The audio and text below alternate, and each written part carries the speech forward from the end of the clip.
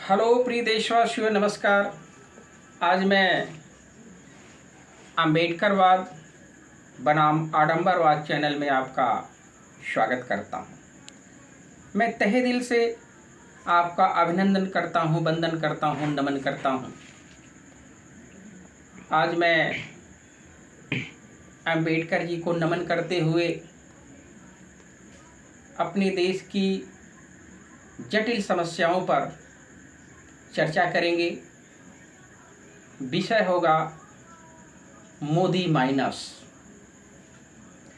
Modi minus विषय पर हम चर्चा अयोध्या से शुरू करना चाहेंगे। अयोध्या वो धार्मिक नगरी है जहां भगवान राम का जन्म हुआ, जहां से हमारे माननीय प्रधानमंत्री मोदी जी ने चुनाव का शंखनाद किया। एक तरीके से उन्होंने राम के नाम पर लोगों से वोट मांगा। जिस समय राम मंदिर का उद्घाटन किया जा रहा था, उस समय हमारे देश की महामहिम राष्ट्रपति द्रौपदी मुर्मू के साथ जो किया गया वो ठीक नहीं था। भारत के प्रथम नागरिक को उद्घाटन समारोह में बुलाया नहीं गया, क्योंकि वो दलित समाज से बिलोंग करती है। ये ठीक नहीं रहा। भगवान की निगाह में सब बराबर होते हैं, लेकिन उद्घाटन में न बुला करके आपने राष्ट्रपति के पद की गरिमा के साथ खिलवाड़ किया। जनता ने अयोध्या से आपको जवाब भी दिया। अवधेश जी अयोध्या से जीते। अयोध्या में हवाई अड्डा बनाने के लिए, मंदिर बनाने के लिए जिन आम नागरिकों के घर को गिराया गया, उनकी बनी हुई गृहस्थी को आपने उजाड़ दिया, लेकिन उन आम नागरिकों को आपने कोई ठिकाना नहीं दिया, न कोई मुआवजा दिया। अयोध्या की जनता आपके तानाशाही रवैये से थक चुकी थी। ये देश पूजा और भक्ति से सिर्फ नहीं चलेगा। ये देश इंसानियत से, भारत के संविधान से चलेगा। और भारत की राष्ट्रीय पुस्तक, राष्ट्र ग्रंथ जिसे कहा जाता है, वो भारत का संविधान है। माननीय मोदी जी, आप एक संवैधानिक पद पर बैठे हुए हैं। मैं आपकी पद की गरिमा का सम्मान करता हूं, लेकिन आपने जनता के साथ जो वादे किए वो एक दिखावा था। जनता के साथ छल कभी बर्दाश्त नहीं किया जाएगा। एक लोकतंत्र है, इस लोकतंत्र में कोई एक व्यक्ति सर्वे सर्वा नहीं हो सकता। चाहे वो राष्ट्रपति हो, चाहे वो प्रधानमंत्री हो, चाहे वो मुख्यमंत्री हो, चाहे वो डीएम हो। हर अधिकारी और हर नेता कहीं न कहीं से संविधान से जुड़ा हुआ है, और संविधान की अनदेखी नहीं की जा सकती। अयोध्या से आपका बड़ा लगाव था। आपने 400 पार का नारा दिया था। 400 पार तो आप पहुंचे नहीं, और ये देश की सरकार बन गई, लेकिन ये बैसाखी की सरकार है। और ये बैसाखी की सरकार कब तक चलेगी, ये तो आने वाला वक्त बताएगा। बिहार के मुख्यमंत्री नीतीश कुमार जी मिस्टर पलटू के नाम से जाने जाते हैं। वो कब पलटी मारेंगे, इसका अंदाजा माननीय मोदी जी न तो आपको है और न शायद इस देश की जनता को है। चंद्रबाबू नायडू आंध्र प्रदेश से वो आपके साथ जुड़े हैं। वो भी पूर्व में काफ़ी शारीरिक और मानसिक परेशानियां झेल चुके हैं। वो सब कहानी जानते हैं। देश हित में अब अगर कोई कार्य नहीं होगा तो शायद आपका कोई साथ नहीं देगा। ये देश उद्योगपतियों से नहीं चलेगा, अंबानी और अडानी से नहीं चलेगा। बड़े बड़े उद्योगपतियों के कर्ज माफ किए जाते हैं, लेकिन जो हमारे देश की रीढ़ की हड्डी भारत के किसान हैं, उन किसानों का कर्ज माफ नहीं किया जाता।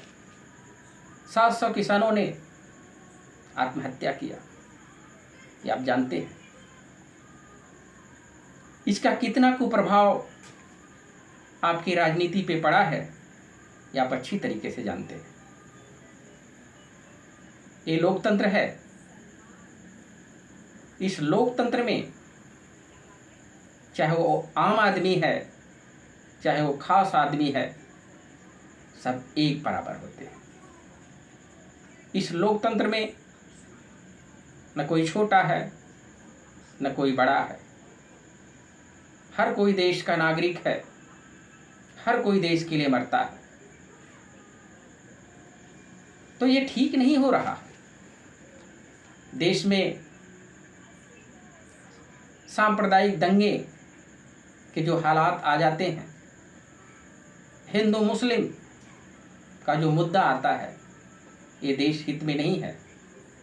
क्या मुसलमान भाई देश के लिए अपनी कुर्बानी नहीं दिए हैं?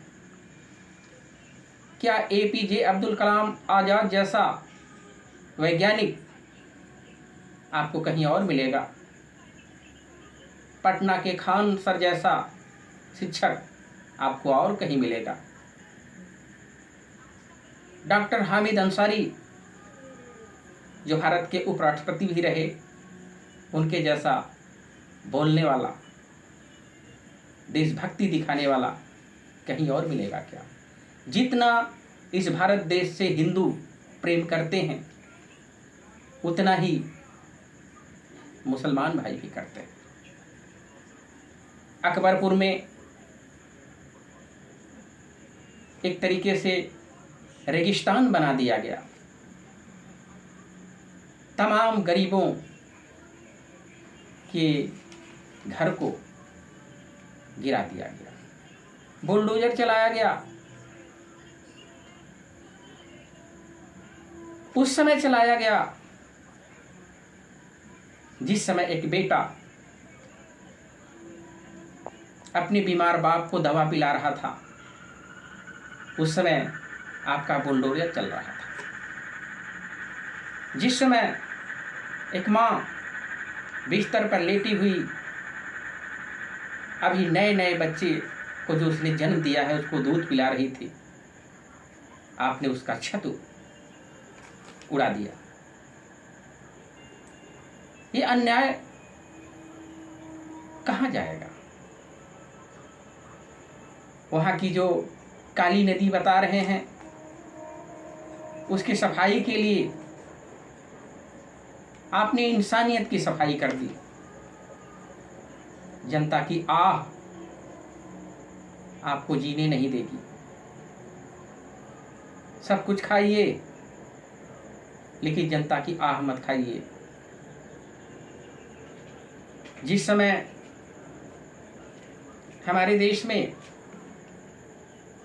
कोरोना फैला था, आपने बिना सोचे समझे तुरंत डिसीजन ले लिया कि बंदी होगी।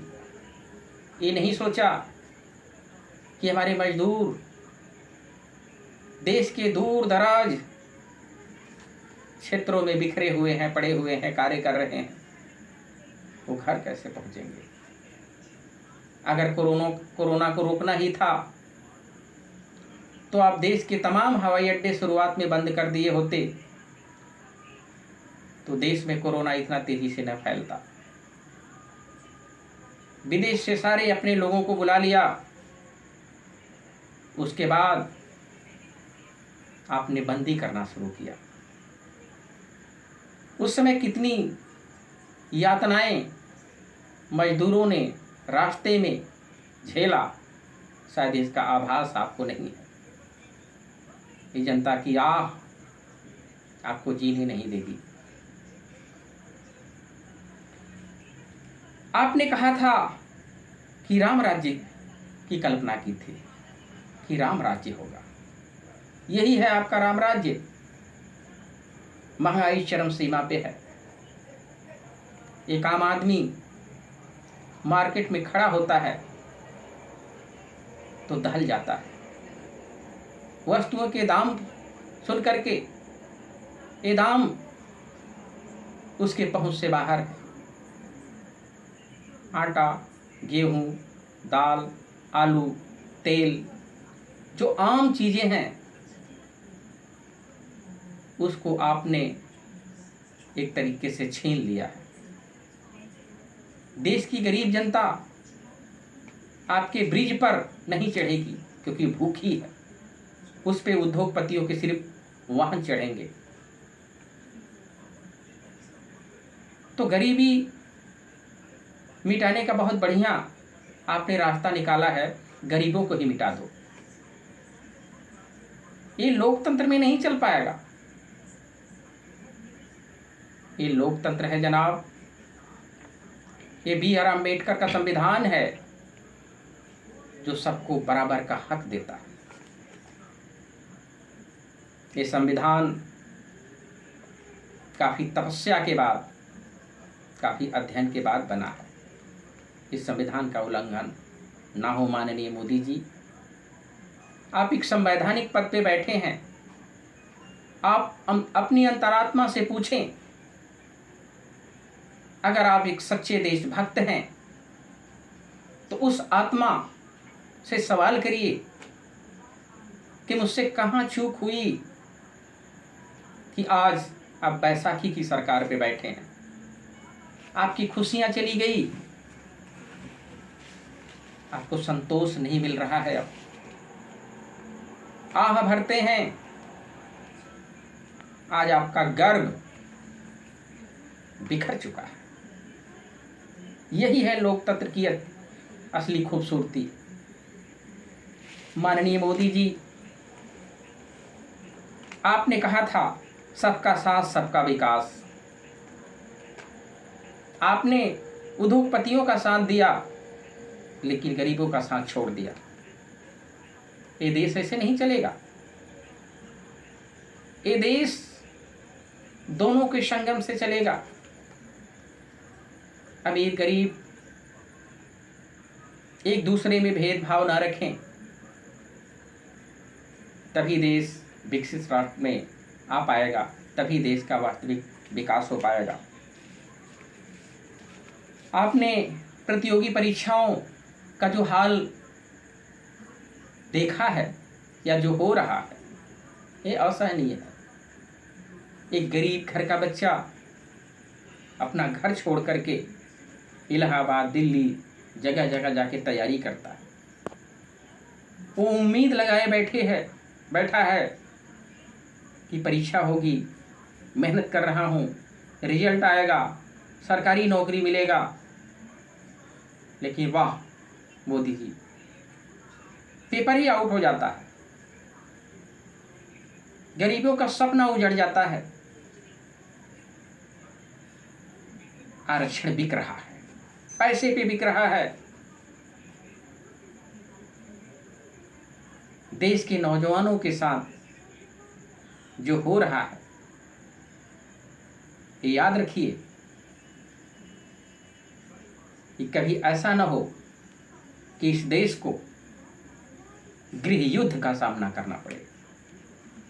यही हालात रहे तो दिन दूर नहीं जब नौजवान सड़कों पे उतरना शुरू कर देगा और आपको संभालना मुश्किल हो जाएगा, क्योंकि जिधर जवानी चलती है उधर जमाना चलता है।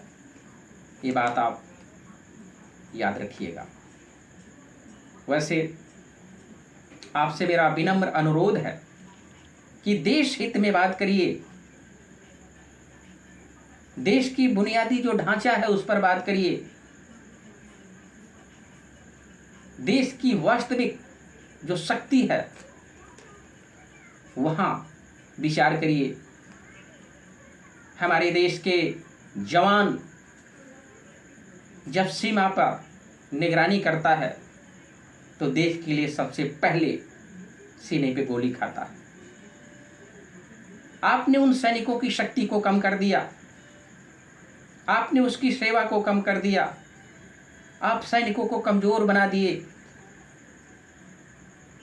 अब कोई नौजवान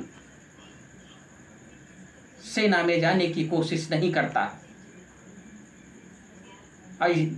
और याद रखिए, जिस देश की सुरक्षा व्यवस्था ही खतरे में हो उस देश का भला कौन करेगा? भगवान करेगा क्या? देश के नौजवानों के साथ सोचिए।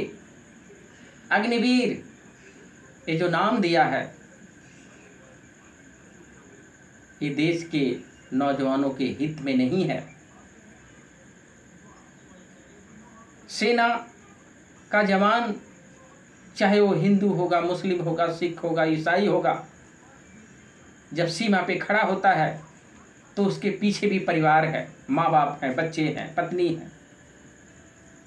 लेकिन सारी चीज को भुला करके देशभक्ति उसके सामने जब आती है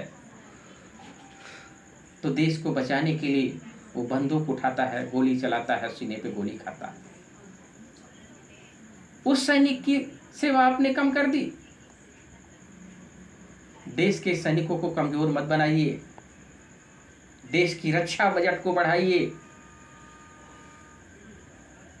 देश के नौजवानों के साथ ऐसा दुर्व्यवहार ठीक नहीं है। माननीय मोदी जी, आपने कहा था, एक नारा लगा था, जो राम को लाया है हम उनको लाएंगे। माननीय मोदी जी, मैं किसी धर्म के विरुद्ध नहीं जाता, मैं हर धर्म का सम्मान करता हूं। इसलिए करता हूं कि कोई भी धर्म समाज को जोड़ता है, तोड़ता नहीं है। चाहे वो गीता आप पढ़ लीजिए, चाहे बाइबल पढ़िए, चाहे कुरान पढ़िए, सारे ग्रंथों का मैं सम्मान करता हूं, क्योंकि सारे ग्रंथ समाज के हित की बात करते हैं, समाज को एक साथ लेकर चलने की बात करते हैं। किसी एक धर्म से देश नहीं चलेगा। हमारा देश सभी धर्मों का संगम है। सभी सांस्कृतिक जो कार्यक्रम है, जो संस्कृति है, जो संस्कार है भारत देश का, उसका एक संगम है, मिलन है। भारत विश्व गुरु कहलाता है। इस विश्व गुरु कहलाने वाले इस देश के नागरिकों के साथ सौतेला व्यवहार ना हो।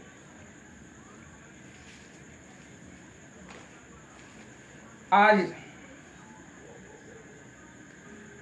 एक सवाल उठता है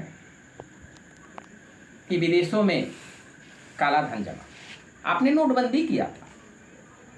नोटबंदी में सबसे ज्यादा गरीब इंसान बैंकों के लाइन में खड़ा था, 24-24 घंटे इंतजार करता था। लेकिन एक तरफ उद्योगपतियों का फायदा कराया जा रहा था। विदेश में इतने सारे धन, काला धन जमा है, माननीय मोदी जी अगर उस धन को भारत में ला दीजिए तो भारत शायद फिर से सोने की चिड़िया कहलाएगा। लेकिन शायद आप ऐसा करेंगे नहीं, क्योंकि विदेश में जो काला धन जमा है वो सिर्फ नेताओं का, उद्योगपतियों का, बड़े बड़े लोगों का पैसा है। वो कोई गरीब जाके वहां नहीं जमा किया है। आप देश हित की बात करते हैं। माननीय मोदी जी, आपने जो जीएसटी लगाया है, इस जीएसटी लगाने से हर वस्तुओं के दाम इतने बढ़ गए हैं, इतने बढ़ गए हैं कि जनता त्रस्त है, फिर भी आप मस्त हैं। पता नहीं आपकी अंतरात्मा कहाँ खो गई है। पता नहीं ईश्वर आपको सद्बुद्धि क्यों नहीं देता कि देश अंदर से टूट रहा है, खोखला होता जा रहा है, फिर भी आप विदेशों में जाके डंका पीटते हैं कि मैं बुद्ध की धरती से आया। और यहां जब आते हैं तो उसी बुद्ध के खिलाफ आप युद्ध छेड़े हैं, इंसानियत का युद्ध छेड़ दिए हैं। मैं एक आम नागरिक हूं, मैं एक सामान्य व्यक्ति हूं, मैं देश के लिए अपनी जिंदगी को कुर्बान करने को तैयार हूं, क्योंकि मैं जिंदगी की पीड़ा जानता हूं, क्योंकि मेरे साथ भी सौतेला व्यवहार किया गया। मुझे भी माध्यमिक शिक्षा सेवा चयन बोर्ड ने सेलेक्ट किया है, यहां तक कि हाई कोर्ट ने ऑर्डर दिया है। इसके पूर्व में चीफ जस्टिस रहे माथुर सर कह के गए हैं कि जो विज्ञापित पद है उसको भरना पड़ेगा। लेकिन आज आपकी सरकार, प्रदेश की सरकार हमें सड़क पे दौड़ा रही है, घुमा रही है। कोर्ट के आदेश का पालन नहीं किया जा रहा है। ऐसे ही तमाम युवाओं के साथ है। लेकिन मैं जिंदगी से हार मानने वाला नहीं हूं, क्योंकि हारा वही जो लड़ा नहीं। तो मैं जुर्म के खिलाफ लड़ता रहूंगा, मैं कभी पीछे नहीं हटूंगा। लेकिन एक बात तो है कि 2024 के चुनाव के बाद आपके चेहरे की चमक गायब है, आपके चेहरे पर लाइट नहीं है। जानते हैं क्यों? क्योंकि ये लोकतंत्र का जवाब मिला है आपको। वो भी अयोध्या से मिला है, बनारस से भी शायद मिलने वाला था, लेकिन आप अंतिम समय में 1,52,000 वोटों से आपकी जीत हुई, जो मामूली जीत कही जाएगी। क्योंकि इसके पूर्व आप 5,70,000 के आसपास वोटिंग आपकी यहाँ 1.5 लाख में सिमट गई। और शुरुआती अवस्था में गणना के तो आप पीछे चल रहे थे माननीय अजय राय जी से। तो ये आपकी नैतिक हार है।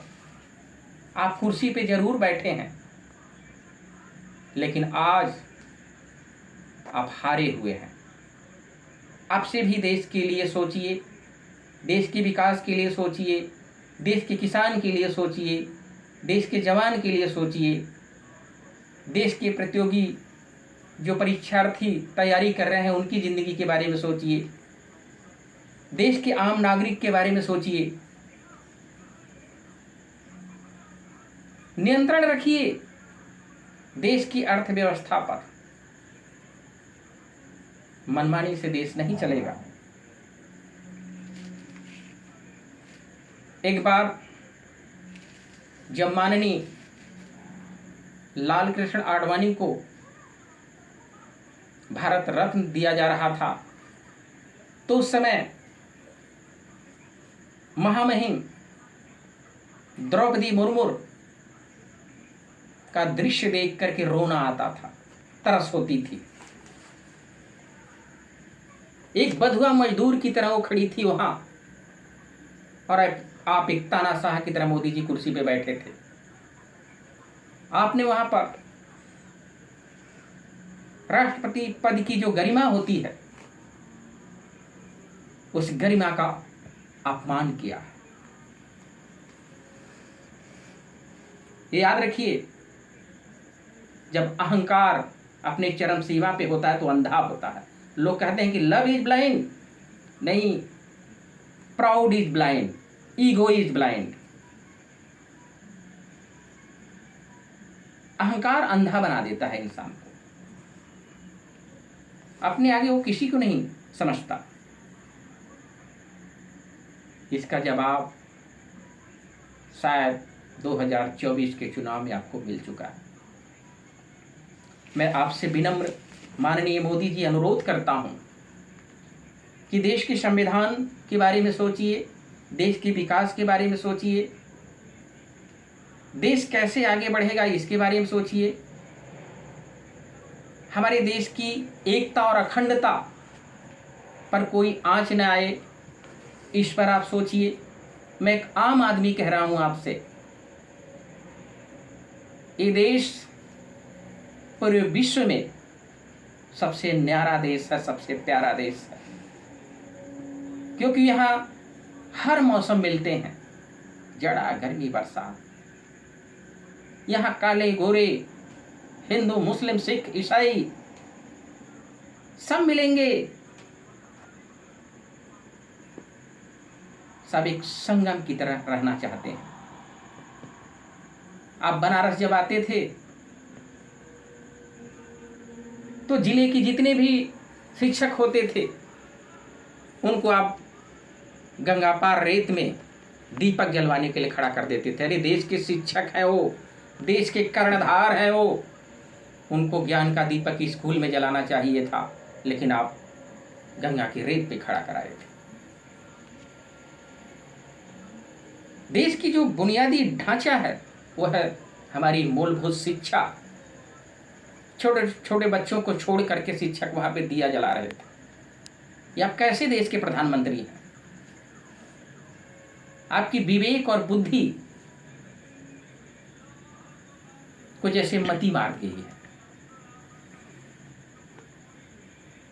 मैं बराबर अपने इस चैनल से, अम्बेडकरवाद बनाम आडंबरवाद चैनल से, देश समाज के साथ जब गलत होगा तो मैं बोलूंगा और बोलता रहूंगा, लेकिन आपसे बार बार अनुरोध है कि अब से आप देश की समस्या के बारे में सोचिए, समझे, लेकिन देश की एकता और अखंडता पर, देश के संविधान पर कोई आंच न आए, मैं आपसे यही निवेदन करता हूँ। मैं इन्हीं बातों के साथ अपनी वाणी को यहाँ खत्म करता हूँ। बुद्धं शरणं गच्छामि, धम्मं शरणं गच्छामि, संघं शरणं गच्छामि। जय संविधान, जय भीम, जय भारत। नमो बुद्धाय, नमो बुद्धाय, नमो बुद्धाय।